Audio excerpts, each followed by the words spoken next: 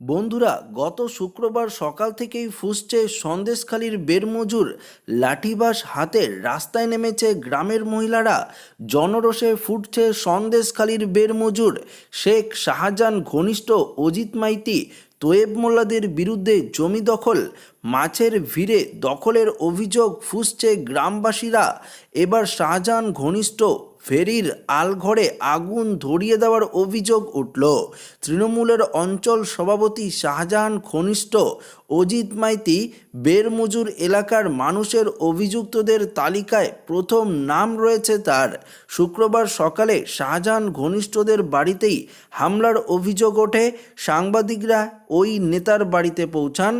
গ্রামবাসীদের অভিযোগের ভিত্তিতে তার প্রতিক্রিয়া নেওয়ার চেষ্টা করেছিলেন। অভিযোগ, সে সময় গ্রামবাসীরা তার বাড়িতে চড়াও হন, বেপরোয়া ভাঙচুর চালান, বেড়ার প্রাচীর ভেঙে ফেলা হয়।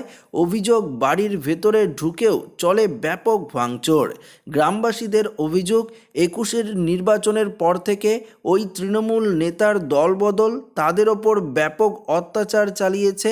তাদের ঘরবাড়ি দখলও করেছে, জমি দখল করেছে। প্রতিবাদ করলেও মহিলা পুরুষ নির্বিশেষে ব্যাপক মারধরও করা হয়েছে।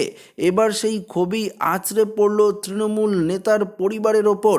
যদিও শাহজাহান ঘনিষ্ঠ তৃণমূল নেতার স্ত্রীর বক্তব্য, ওসব মিথ্যা কথা বলছে, আমার স্বামী কিছু করেনি, কোনো ভাঙচুর করেনি, সব ওরা গায়ের জোরে করেছে, এখন তো ওরাই অত্যাচার করছে, আমার স্বামীকে মারধর করছে, ঠেকাতে গিয়ে আমাকেও মেরেছে, আমার চুলের মুঠি ধরে টানছে, খামচি দিয়েছে, শাড়ি ব্লাউজ ধরে টানছে।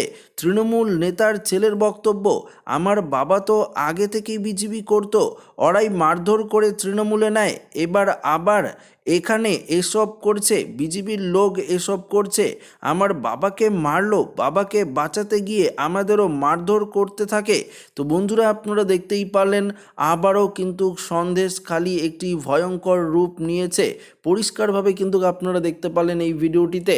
তো ভিডিওটি ভালো লাগলে লাইক করে বন্ধুদের সাথে শেয়ার করবেন, নতুন চ্যানেলটিকে সাবস্ক্রাইব করে নেবেন। ধন্যবাদ।